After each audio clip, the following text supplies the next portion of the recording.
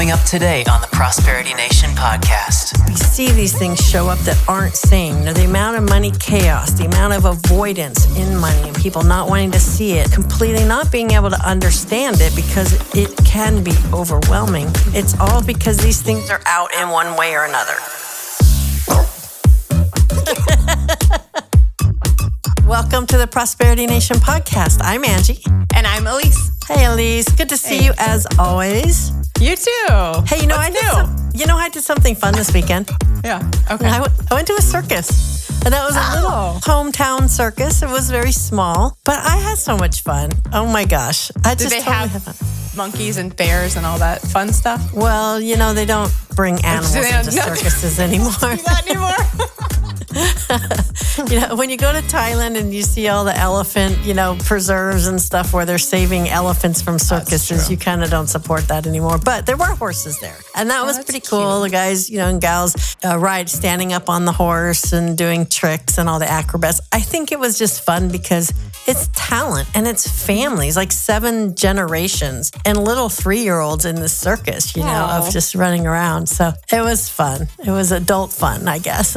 Oh, how fun. Did you go with your family? I did, yes. But, good. The kids, like even the younger kids that are the grandkids are teenagers. So, yeah. So they weren't even kids, but we all had fun. Oh, that's so fun. It was adults, family. That sounds great. How about you? The regular story of Elise's life. Oh my gosh, I feel Elise. like I did something this weekend. I hung out with some friends. I went to dinner with friends. Okay. That's what I did. I did something. See? There you go. All right. Better than swipe left, I guess. Is it left? Yeah, left. Yeah. Hey, I have a good topic for us today. Okay. You ready for this one? I'm ready. Money sanity. Okay. Well, I think it's easier to talk about money insanity because I'll tell you what, people are crazy with money.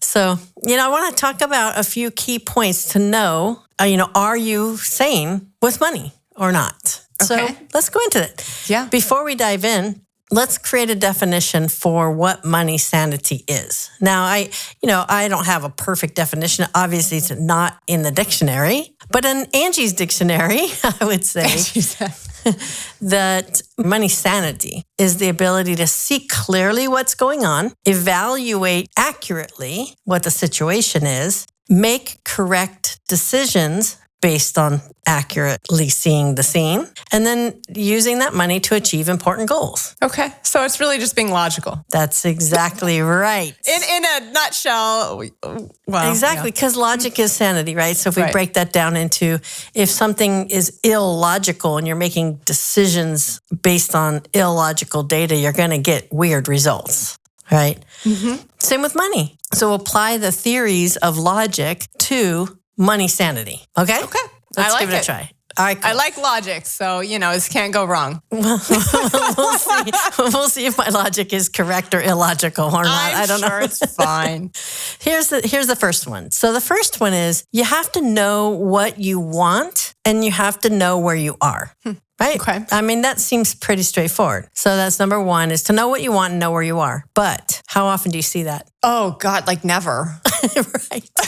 It's like one or the other, even or both. Like either people don't know where they are, but they know what they want. They know what they want. They don't know where they are, or they don't have any clue. They're just somewhere completely else, far removed. Nowhere to be found. That's so true. And, I used to always ask the question when new clients would come on board, especially in the money coaching services, was, are you happy with where you are at this point in your life? And do you know how many yeses I got out of years of doing this? Honestly, probably none. That's correct. Yeah. None. I would be surprised if you said you had a yes. I had almost a yes. I had one that was almost a yes. Okay. Yeah. And it was only because this guy was, he probably could have been an accountant in his prior life, but he was an engineer in this life. So, pretty close. Yeah. He tracked everything. He knew exactly where everything was. He was on goals. He felt good about it. But he still was thinking he'd be making more, having more at that point in his life. So it was an almost yes. I feel like most people aren't satisfied though. Like you said, I don't think I know anyone ever who feels like they're where they should be financially at that point in time. Right. They're always like behind. Exactly. Yeah. Always disappointed and behind. That's a problem. Mm-hmm. that's insanity, actually, right? Well, I think the problem, like you were saying, this first point is everyone's behind because nobody actually knows what they want. So we don't have that measurement of like, where are we at? What are we actually trying to achieve? So we just automatically always think we're not even close to what we want to achieve. Right. And then we're so dang hard on ourselves, like we're total failures. We didn't do the things in life we wanted to do, or we feel it's too late to do it, even though we're 25, whatever. Yeah. So now if we stack that onto number 2, which is you need to know where to put your money. So when your money comes in, do you know exactly where you're going to put it? No, sometimes we do. Me, yes. Yeah, I'm not asking you because it goes to savings, right? Or paying off debt. We know what yours goes. I have a plan, but yeah, most people know.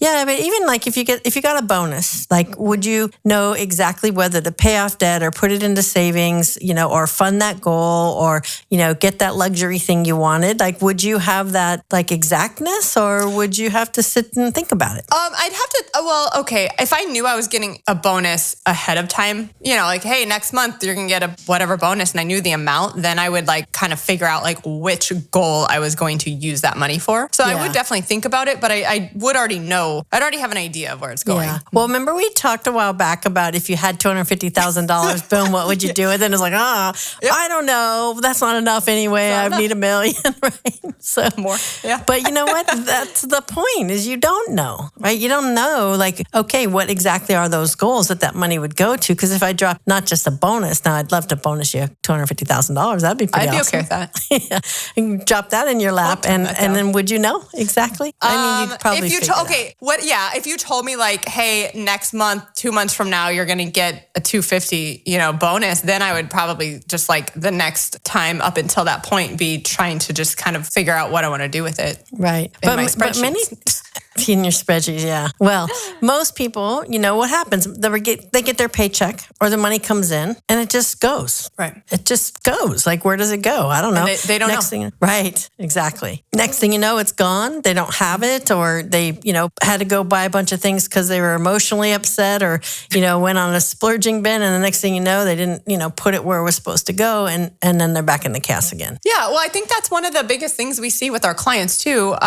The ones that are doing very well with their business, once we finally get everything in shape and we're reviewing their books with them, they see how profitable the business is. Mm-hmm. And I think that is like the next thing that they say is like, well, I don't understand. I don't know where it's going because I have no money ever. So what's happening? What happened to it? Exactly. Where is it going? Where is it going? Yeah, exactly. And the next one, the third one is being able to know when you need it, which is really important. Because if you don't have a timeline on this, you don't have a framework on it, then how will you ever like get that goal that you're trying to achieve if you need the money then? We constantly are thinking on everything is monthly payments. It's not a car is $70,000. A car is $1,000 a month, And so it's not like, I want to buy a car in 2 years and then you're going to have $70,000 ready to go buy a car. We don't think like that in today's society, anymore. So we don't know when we're going to need that money. And that's a lot about retirement planning too. Well, how much do I need? How much is enough? Well, how will you know unless you know what you're going to do when you're retiring? That's when you got to plan for when you need the money. At that time that you need it, it's there for you. Mm-hmm. If you don't have that, how will you know what to do? You won't. It's kind of insane. Well, and that's why people never feel satisfied, because they don't actually know how much money they need. Exactly. And so we're all just trying, myself included, trying to like massively oversave because we don't actually know what that number is. And I think we talked about this on a previous episode, but if you actually sat down to figure out how much money you would needed for retirement, I think that question of are you satisfied would change for a lot of people, because they'd be able to see where they actually are at towards that goal. And I don't know if they'd be satisfied. Maybe they might. They might not. I mean, they might. It could go both ways. Like maybe they're psychotic like me and have shoved every penny aside. And then if I actually ran the numbers, I'm like, oh, wait a minute. I'm actually like way over pace, if you will, for my retirement needs or something. I just haven't sat down and done that. Right. Yeah. And then it's very common that it's either overwhelming because you can't really confront it, or you don't understand it, or, you're like, oh, I got all this money. Maybe I will buy a house, take the money out of the retirement account, or borrow the money from the retirement account, or borrow money from the life insurance policy, and start robbing from these future sources because now you have a new want that you don't want to wait for that thing. You want this other thing now. Right. And that's the timing. Because if you can really know when you need the money, that's going to put sanity in, because then you know what that money's for and when you're going to need it. And you can also then plan and decide what to do with that money until you need it. Because obviously, if you need it in a year from now, we're not going to put you in some super risky or non-liquid investments. But if it's something for 20 years from now, you can take more risk. You can put your money in illiquid assets, things like that. If you don't know that timing, you can't make those decisions very well. That's true. Yeah. Well, the fourth one, which was kind of going back to what you were saying or starting to say earlier, is you have to have the right information. So when you're looking at even just to know what you want or where you are, how do you know that's even right or accurate? How do you know where you are? If you're like books are chaos or you don't keep track of anything, you got accounts all over the place. And how do you know if the advice you're getting is right or the planning you're getting is right? If you're basing your decisions on information that's not correct information, you're not going to get correct outcomes.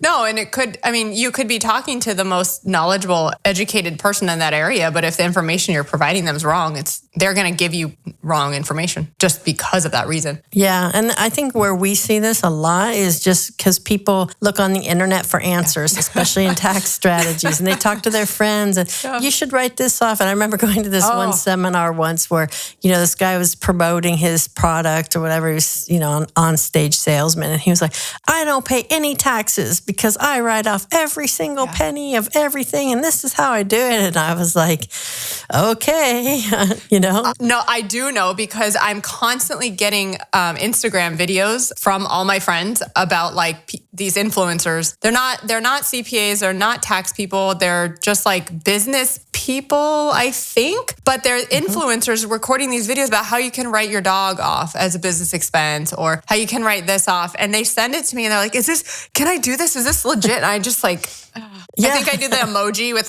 the hand on my face. I don't even know how to respond. Exactly. And then think about if you're looking, we see this in tax planning too. At the year end, we're getting ready to do tax planning or mid-year tax planning. We're making decisions about how much payroll you should take or how much, PTE tax payments you should make, all of these things. But the books are completely wrong. Especially when there's a lot of entities and you've got one thing getting paid out of one and one thing getting paid out of another.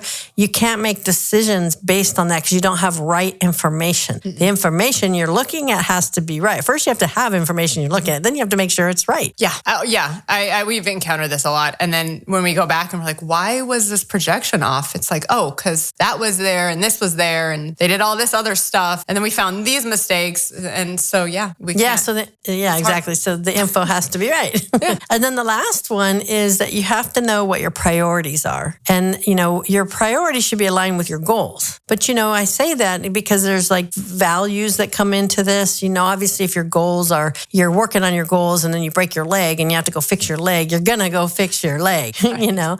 But if you don't even have what's your personal priority for things and that's not matching with what you said your goals are, how can you make decisions? Yeah, I think the whole point of sanity is, can you make accurate decisions or not based on these data, these different points? If you can't make a good decision from it, then it can't be right. You can't make a good decision from it. Well, I think also kind of one thing that keeps coming up in all of these is, do you have the plan and do you know what the plan is? Because you can't make any decision at all if you don't even know where you're going. Yeah, you have to have something to compare it to, right? And I think that's that main point is you got to be able to compare your choices to something. Yeah. And so what is that something? That something is, where are you going and where are you? They all kind of tie together. Yeah, exactly. So you're putting that money sanity. I think there's so many other ways that we see these things show up that aren't seen. The amount of money chaos, the amount of avoidance in money and people not wanting to see it and look at it, people completely not being able to understand it because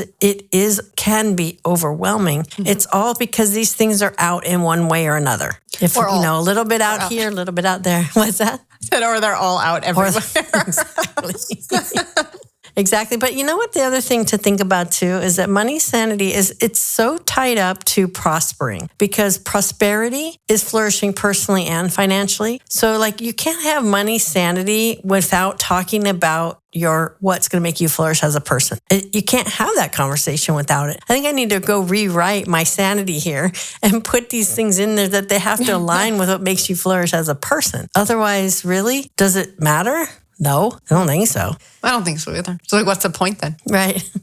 Yeah, exactly. Why are we doing any of this if it doesn't align? I know. I was thinking about a friend of mine. I was like, gosh, I should have this person come on the podcast as a guest. We haven't had guests yet, but that'd be awesome. We should have guests. But I was just thinking about a conversation that we had about, he could make all the money he wants in the world and he can buy all the houses and buy all the toys. But, if he's not happy as a person, none of it matters. And now he's got all this stuff that he has to deal with to restructure his life and get happy. And now he has to deal with all of this stuff that's a burden, actually. For what? It is. I think there is a false sense of happiness with possessions, honestly. Mm-hmm. And so I see that a lot too with people I know. And it's sad. Yeah. That's not really what causes happiness. While you're using them to make your life flourish. Yeah. And then when you're done with them, get rid of them and don't hold on to them longer than what you need it, because it just gets stagnant. Right. Anyway, let's leave on an up note here. Let's get some sanity in our financial lives by getting clear on what's going on and getting some certainty in what you want and getting some really good information to look at and base your decisions on and decide whether or not you're actually getting closer to those goals and make really, really good decisions you're confident about. Like that really would be an ideal scene for having money sanity. We'd like to hear from you. Are you sane with money, or you fall into the category like most of us and are totally insane in some of these areas? We want to hear your stories. Share them with us. Share those with us. As always, our email is stories@prosperitynation.com. Don't forget to follow us on social media and like and subscribe to our podcast. Awesome. All right. We were looking forward to hearing from you. See you next time. See you later. Thanks for joining us today. Follow us on social media for the latest episodes, updates, and more. Like and subscribe to videos from us on YouTube and find out more at prosperitynation.com. That's it for now. We'll see you next time on the Prosperity Nation podcast.